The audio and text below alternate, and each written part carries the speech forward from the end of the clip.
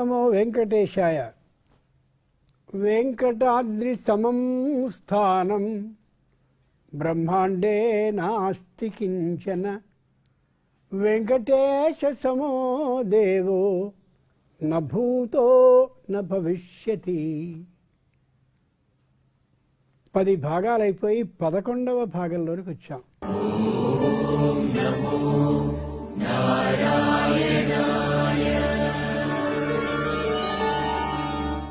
అమోఘమైనటువంటి మధుర కంఠాలతో మీరందరూ విష్ణు సహస్రనామ గానాన్ని చేస్తూ ఉంటే, చెప్పుకున్న విశేషాలని అలా అనుభవిస్తూ ఆ గానాన్ని చేస్తూ ఉంటే ఎంతెంతో సంతోషంగా అనిపిస్తోంది.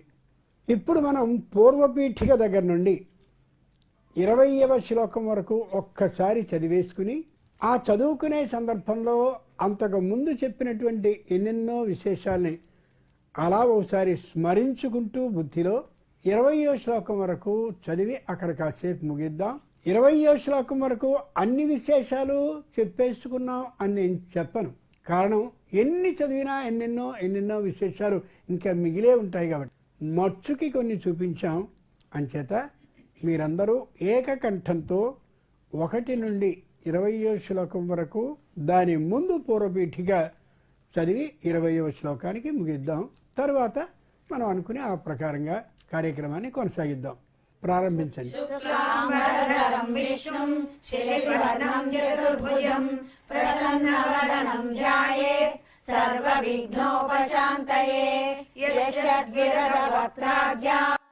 పారిషద్యా పరశ్రతం విఘ్నం నిఘ్నంతి సతతం విశ్వక్సేనం తమాశ్రయే వ్యాసం వసిష్ఠనప్తారం శక్తే పౌత్రమకల్మషం పరాశరాత్మజం వందే సుకరాగం తపోనిధిం వ్యాసాయ విష్ణురూపాయ వ్యాసరూపాయ విష్ణవే నమో వై బ్రహ్మనిధయే వాసిష్ఠాయ నమో నమః అవికారాయ శుద్ధాయ నిత్యాయ పరమాత్మనే సదైకరూపరూపాయ విష్ణవే సర్వవిష్ణవే యస్య స్మరణ మాత్రేణ జన్మ సంసార బంధనాత్ విముచ్యతే నమస్తస్మై విష్ణవే ప్రభ విష్ణవే.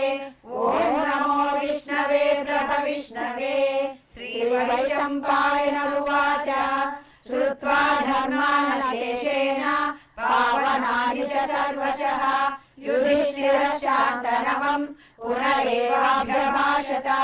యుధిష్ఠిర ఉవాచ కిమేకం దైవతం లోకే కిం వాపేకం నారాయణం స్తువంతం కం అమర్త్యంతః ప్రాప్నుయుర్మానవా శుభం.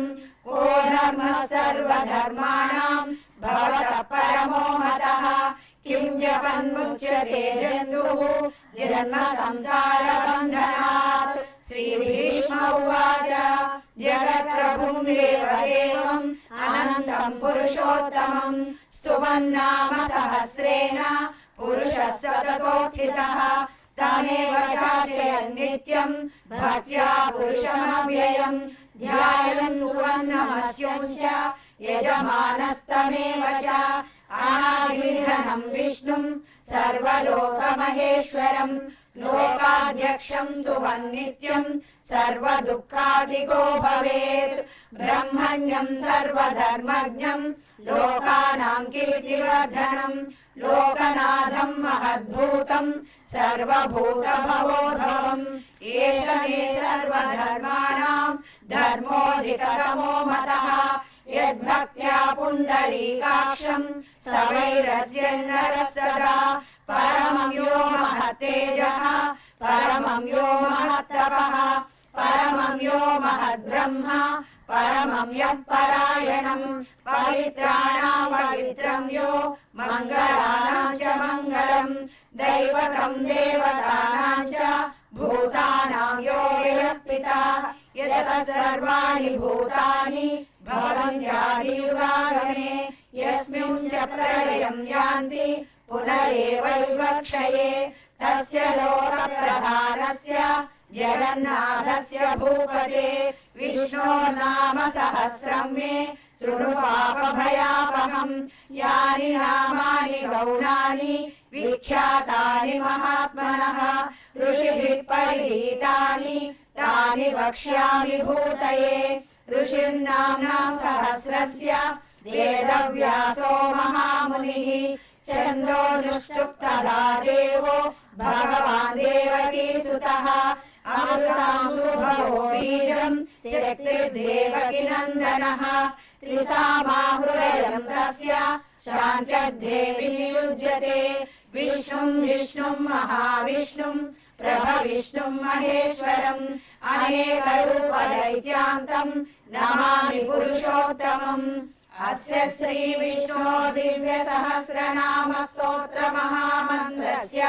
श्रीवेदव्यासो भगवान् ऋषिः अनुष्ठुप्त्यन्दः श्रीमहाविष्णुः परमात्मा श्रीमन्नारायणो देवता अमृतांशुर्भवो भानुरिति बीजम् देवकी नन्दनस्रष्टेति शक्तिः उद्भवक्षोभणो देव इति परमो मन्त्रः शङ्खरुन्नन्दकी चक्रीति कीलकम् शाङ्गधन्वागराधर इत्यस्त्रम् रथाङ्गपाणिरक्षोभ्य इति नेत्रम् त्रिसामासामगस्तामेति कवचम् आनन्दम् परब्रह्मेति योनिः ऋतुसुदर्शनकाल इति दिग्बन्धः श्रीविश्वरूप इति ध्यानम् श्रीमहाविष्णुम् प्रीत्यर्थे सहस्रनामजपे विनियोगः ध्यानम् क्षीरोदनभद्रदेशे शुचिमणिविरसैकते मौक्तिकानाम्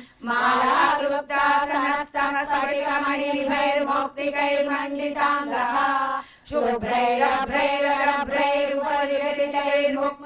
शुभ्रैरभ्रैरभ्रैरुपरिहृतितैर्मुक्तपीयूषवक्षैः आनन्दीनः पुनीयादनगदा शङ्खपाणिर्मुकुन्दः भूपादौ यस्य नाभिर्वेदसुरनिरचन्द्रसूर्यौ च नेत्रे कर्णावासा शिरोद्यौ भूमगमगमनो यस्य वासेयमब्धिः अन्तस्तम् यस्य विश्वम् सुरनरखगो भोगि गन्धर्वदैत्यैः चित्रम् रम्यते तम् त्रिभुवनवपुषम् विष्णुमीशम् नमामि शान्ताकारम् भुजगशयनम् पद्मनाभम् सुरेशम् विश्वाकारम् गगनसदृशम् मेघवर्णम् शुभाङ्गम् लक्ष्मीकान्तम् कमलनयनम् योगिहृद्यानगम्यम् वन्दे विष्णुम् भवभयहरम् सर्वलोकैकनाथम् मेघश्यामम् पीतकौसेयवासम् श्रीवत्साङ्गम् कौस्तुभोद्भासिताङ्गम्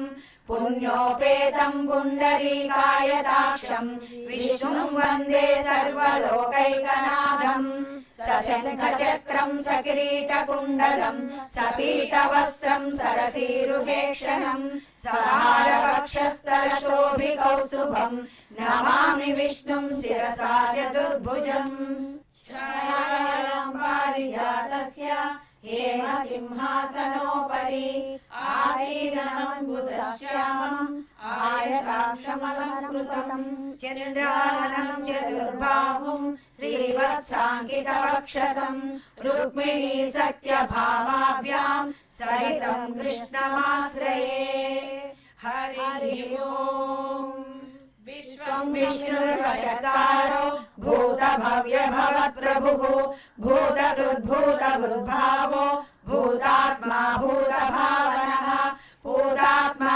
परमात्मा च मुक्तानाम् परमागतिः अव्ययः पुरुषः साक्षी क्षेत्रज्ञोऽक्षर एव च योगो योगविदाम् नेता प्रधानपुरुषेश्वरः नारसिंहवपुः श्रीमान् केशवः पुरुषोत्तमः सर्वशिवस्ताणुः भूतादिर्निर्व्ययः सम्भवो भावनो भर्ता प्रभव प्रभुरीश्वरः स्वयंभू शम्भुरादित्यः पुष्कराक्षो महास्वनः अनादिर्घनो धाता विधाता धातुरुत्तमः अप्रमेयो ऋषिकेशः पद्मनाभो नरप्रभुः विश्वकर्मा मनुस्वष्टा स्तविष्टस्तविरो ध्रुवः अग्राह्य शाश्वत कृष्णो लोहिताक्ष प्रदर्दनः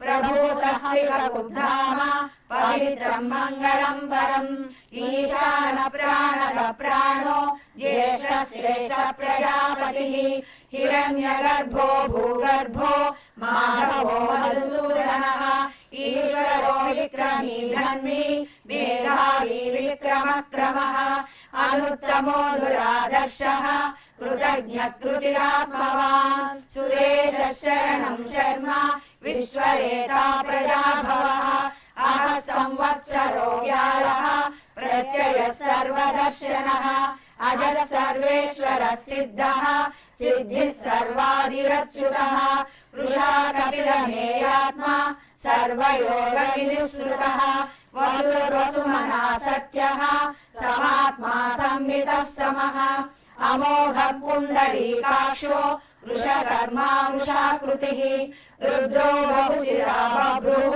विश्वयोनिस्सुचिस्रवाः अमृतः शाश्वतस्थाणुः वरारोहो महातपाः सर्वगः सर्वविद्भानुः विश्वक्सेनो जनार्दनः वेदो वेदविदव्यङ्गो वेदाङ्गो वेदवित्कविः लोकाध्यक्षः सुराध्यक्षो धर्माध्यक्षः कृताकृतः चतुरात्मा चतुर्व्यूहः चतुर्दंशः चतुर्भुजः भ्राविष्णुर्भोजनं भोक्ता सहिष्णुर्जगदाधिजः अनघो विजयो जेता विश्वयोनि पुनर्वसुः उपेन्द्रो वामन प्रांशुः अमोघः शुचिरोर्जितः अतीन्द्रः सङ्गः सर्गो धृतात्मा नियमो यमः वेद्यो वैद्यः सदा योगी वीरः माधवो मधुः अतीन्द्रियो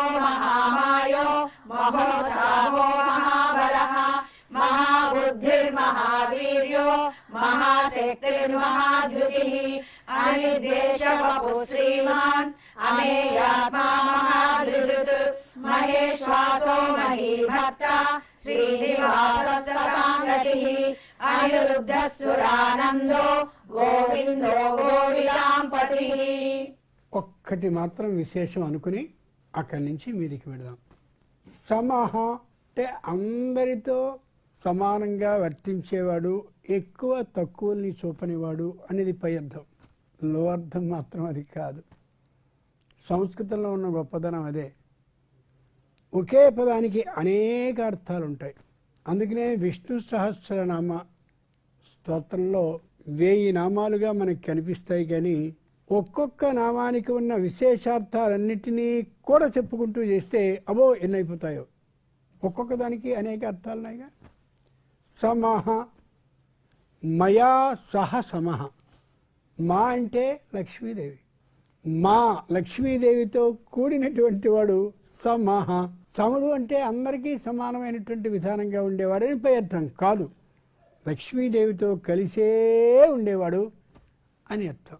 ఎక్కడైనా సరే లక్ష్మీదేవి స్వరూపంగా ఉండేటటువంటి సీతమ్మ ఎవరైతే రామునికి భార్యగా ఉన్నారో ఆవిడ ఎత్తుకుపోయబడినటువంటి వెంటనే ఆబంధిష్యేధవాచక్షే విషమే దేహమాత్మన గోదావరీం ప్రవేక్ష్యామి హుతాశనం. సీతమ్మ లేకుండా నేను ఉండలేను కాబట్టి సముద్రంలో దూకనా, నిప్పంటించుకోనా, ఇంకా ఏమైనా చేయనా, ఆత్మత్యాగాన్ని చేయనా, ఒక్కటే గుర్తుంచుకోవాలి. ఇవాళ కూడా ఉద్యోగ విధానం ప్రకారం భార్యాభర్తలు దూర దూర ప్రాంతాల్లో ఉండొచ్చు. ఆ భర్తని తెలుస్తూ ఈమెని తెలుస్తూ ఆయన ఉంటే సమహ. లక్ష్మితో అంటే లక్ష్మీ స్వరూపమైనటువంటి సీతమ్మతో రాముడు ఉన్నట్టే. ఆ విధమైనటువంటి అనుబంధాన్ని కలిగి ఉండాలి ఎక్కడైనా సరే. సీతమ్మ కూడా అలాగే. అసందేశాత్తు రామస్య తపసశ్చానుపాలనాత్ నత్వా కుర్మి దశగ్రీవ భస్మ భస్మార్హ తేజస. మా ఆయనైనటువంటి రామచంద్రుని అనుజ్ఞ లేదు కాబట్టి నిన్ను విడిచిపెడుతున్నాను, తప్ప రావణాసురుడా అమోఘంగా బూడిదని చేసేస్తానంది ఆవిడ. అంటే ఆవిడ హృదయంలోనూ రాముడున్నాడు, ఈమె హృదయంలో ఉన్నట్టుగానే అంత ఇద్దరికి అన్యోన్యమైనటువంటి బంధం ఉంది కాబట్టి సమహ కలిసి ఉండడం అని. దూరంగా భౌతికంగా ఉన్నారు, కానీ మానసికంగా మాత్రం ఇద్దరు కలిసే ఉన్నారు. కాబట్టి శ్రీమద్ రామాయణం మనకి నేర్పేది ఏమిటి అంటే, భౌతికంగా దూరంగా ఉన్నప్పటికీ కూడా మానసికంగా అన్యోన్యంగా ఒకళ్ళకి ఒకళ్ళు ఉంటే అది నిజమైనటువంటి దాంపత్యము అని అర్థం. ఎంత గొప్ప మాట ఇది, ఆలోచించి చూసుకోవాలి. ఇంకోటి కూడా ఉంది, సమహ అన్నట్టుగానే సత్యః, దీని వెనకాల ఉంటుంది ఆ నామం సత్యః. రామోద్విర్నాభిభాషతే, రాముడు 2 మాటలు మాట్లాడు, ఒకటే మాట్లాడతాడు. రాముడు అరణ్యానికి బయలుదేరుతూ ఉంటే మేడపై ఉన్నటువంటి దశరథ మహారాజు అన్నాడు, అయోధ్యాయాస్త్వమేవార్య భవరాజా నిగృహ్యమాం. రామచంద్రమూర్తి, రాజ్యాన్ని నీకే ఇచ్చేస్తా, కైకమ్మ మాట కాదు, నువ్వే యువరాజు అంటే పెద్ద గొంతుతో బిగ్గరగా అరిచాడు. నాన్న చెప్పాడుగా, కైకమ్మ మొట్టమొదటి నన్ను పంపించిందిగా, నాన్న చెప్పాడుగా, అవకాశం దొరికింది అని వెనక్కి పారిపోలా రాముడు. సత్యః ఆవిడంది, అభిషేక సమారంభో రాఘవస్యోపకల్పితం అయినేనైవాభిషేకేన భరతో మేభిషిచ్యతాం షట్చాష్టౌచ వర్షాన్ని దండకారణ్యమాశ్రిత చిరాజన జటాధారి రామో భవతు తపసః. ఖచ్చితంగా 14 ఏళ్ళు అరణ్యానికి పోల్చిందే. ఆ రామచంద్రుడికి ఏర్పాటు చేయబడ్డ కిరీటం మొదలైనవన్నీ కూడా భరతుడికి తొలగాల్సిందే. ఇదే ముహూర్తంలో సాగాలి. ఆలోచించి చూడండి, కిరీటం ఒకటి తలకి చేయిస్తే అది రెండో వాడికి సరిపోతుందా? 2 పక్కింటి వాళ్ళ అబ్బాయికి పెళ్లి చేస్తారు, అదే ముహూర్తంలో మన అబ్బాయికి చేసేద్దాం అంటారా ఎవరైనా? వాడి నక్షత్రం, వాడి విధానం అంతా వేరు కదా. ఏ రామచంద్రుడికి పట్టాభిషేకాన్ని నిర్ణయించారో అదే ముహూర్తానికి భరతో మే విశిచ్యతాం. కైకమ్మకి ఉద్దేశం లేదు వాడికి చేయించాలని, నాటకం కోసం ఇక్కడి నుంచి ఆ సీతమ్మ అక్కడికి వెడితే తప్ప కథ నడవదు అని దేవతలందరూ ఆమె బుద్ధి మీద అధివసించి చెప్తే తనకి తెలియకుండా నింద మోయడానికి సిద్ధపడింది.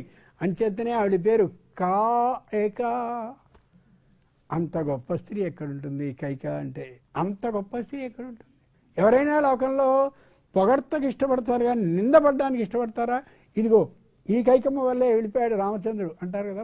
భరతుడు కూడాట అర్ధరాత్ర కాలంలో నారబట్టను పట్టుకుని చెంబు పట్టుకుని సరయూ అవగాహతే, సరయు నదిలో స్నానం చేసేవాట. ఎందుకురా ఇంత అర్ధరాత్ర కాలంలో పెడుతున్నావు? కాస్త తెల్లారుతామని నేను కానీ వెళితే ఇదిగో వీడి వల్లే జరిగింది ఇదంతా, వీడి కోసమే వాళ్ళ అమ్మ చేసింది అని నన్ను చూసి మా అమ్మని తిడతారు. ఆ పని నేను చేయను. అంతటి ఇది. ఇక్కడ సత్యః అలా అన్నాడని చెప్పి వెళ్ళిపోలా. సుమంత్రుడు అన్నాడు, దశరథ మహారాజా నువ్వు ఇంకా రాజరికాన్ని విడవల, రామచంద్రమూర్తి నీకింకా యువరాజ్య పట్టాభిషేకం జరగల, అంచేత ఆయన మాటని పాటించాలా నీ మాటని పాటించాలా? ఎడ్ల బండి ఉంటుందే, దానికి చక్రానికి కాడికి మధ్యలో ఉన్నటువంటి ఎద్దులాగా ఏం చేయాలో తెలియని పరిస్థితిలో నేనున్నాను అన్నాడు. అప్పుడు రాముడు ఏమన్నాడో తెలిసినా, ఆ పెద్దగా జనమందరూ అరుస్తూ ఉంటే రామ వెళ్ళకు వెళ్ళకు వెళ్ళకు వెళ్ళకు అని ఉంటే నాశ్రౌషమితి తంబద, ఆ చప్పుడులో వినిపించలేదు. దశరథ మహారాజుతో చెప్పమని అబద్ధం ఆడమని చెప్పాడు ఆయన. రాముడు అబద్ధం ఆడమన్నాడా? సత్య అంటారు, అబద్ధం ఆడించేవాడు సత్యపురుషుడు ఎలా అవుతాడు అని. ధర్మాన్ని రక్షించడానికి ఇలాంటి అసత్యాన్ని ఆడినా కూడా తప్పు లేదని నిరూపించేవాడు సత్య. ఎంత గొప్ప మాట. అలా ఆవు వెళ్ళిపోతోంది. ఆవుని వధించేటటువంటిదే వృత్తిగా కలిగినటువంటి 2 పరిగెత్తుకు వస్తున్నారు. అక్కడ మహర్షి కూర్చుని తపస్సు చేసుకుంటున్నాడు. ఆయన్ని కళ్ళు తెరిచే తపస్సు చేస్తున్నావు కదా, చెప్పు ఆవు ఎటు వెళ్ళిందో. ఏమన్నాడు ఆయన? చూసిన కళ్ళకి మాట్లాడడం రాదు, మాట్లాడే నోటికి చూడడం రాదు అని. వీడో పిచ్చాళ్ళ ఉన్నట్టు వాడు వెళ్ళిపోయారు. గోవు రక్షింపబడింది. పురాణంలోని మారుమూల కథ గుర్తుంచుకోండి. సత్యః అలా మాట మీద నిలబడేటటువంటి వాడు. త్రికాల అబాధ్యత్వం సత్యత్వం. భూత భవిష్యత్ వర్తమాన కాలాలు మూటిలోనూ కూడా ఏ మార్పు లేకుండా ఏది ఉంటుందో అది సత్య విధానం. రాముడు అలా చేశాడు. అది సత్యః, సత్యమైన మాట. రామోద్దిర్నాభిభాషతే. సుమంతుడు అక్కడ నిలబడ్డాడు.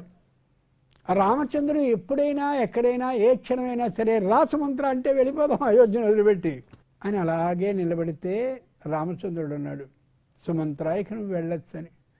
విపరీతంగా ఏడుస్తూ అయోధ్యకి ఎక్కడికి పోగలనాయా నేను, నువ్వు లేనిది అయోధ్యే కాదు అని దుఃఖిస్తుంటే అప్పుడు రాముడు సత్య, ఇక్కడికి దండకార్యానికి వెళ్ళవలసినటువంటి ఏ విధానం అయితే ఉందో ఆ జాబితాలో నీ పేరు లేదు. 1. 2, నువ్వు అక్కడికి వెళ్ళావనుకో నన్ను ఖచ్చితంగా అరణ్యాల్లో దింపొచ్చావనేటటువంటి ఆ మాటని నమ్ముతాడు దశరథుడు, నమ్ముతుంది కైకమ్మ. దశరథుడికి దుఃఖకరమైనటువంటి విషయమే కావచ్చు, కానీ కైకేయి ప్రత్యయం గచ్చేత్ ఇతి రామో వనంగతః. రాముడు అమ్మయ్య దండకారణ్యంలోకి వెళ్ళాడు రా బాబు అని ఆనందపడుతున్నాడు. అంచేతను వెళ్ళి రావచ్చు. ఎంత జాగ్రత్తగా చెప్పాడో చూడండి. సత్యమైన విషయాన్ని మాట మార్చే లక్షణం లేనిటువంటి వాడు సత్యపురుషుడు, ఆయన రాముడంటే.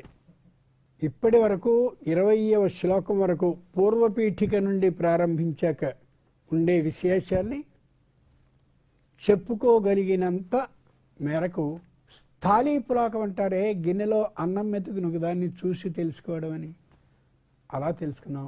అనేకమైన విషయాలు దాగున్నాయి. 21 నుండి 30 వరకు శ్రద్ధతో ఏకకంఠంతో గానం చేయండి. కానీ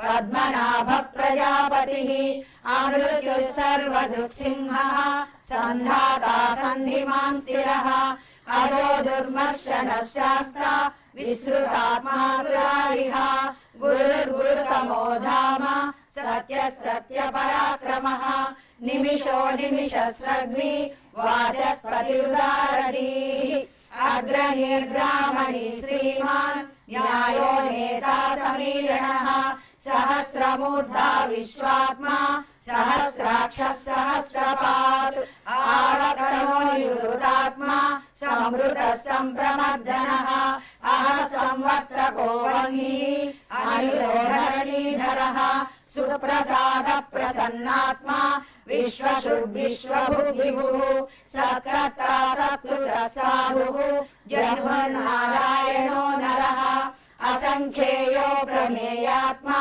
విశిష్ట శిష్టకృచ్ఛిసిః సిద్ధార్థ సిద్ధ సంకల్పః సిద్ధిర సిద్ధి సాధనః వృషాహి వృషభో విష్ణుః వృషభర్వా వృషోధరః వర్ధనో వర్ధమానస్య వివిక్త శృతి సాగరః శుభుజో దుర్ధరో వాగ్మి మహేంద్రో వసుదో వసుః నైకరూపో బృహద్రూపః శిపివిష్ట ప్రకాశనః ఓజస్తేజో ద్యుతిధరః ప్రకాశాత్మా ప్రతాపనః రుద్రస్పష్టాక్షరో మంత్రః చంద్రాంశు భాస్కరద్యుతిః.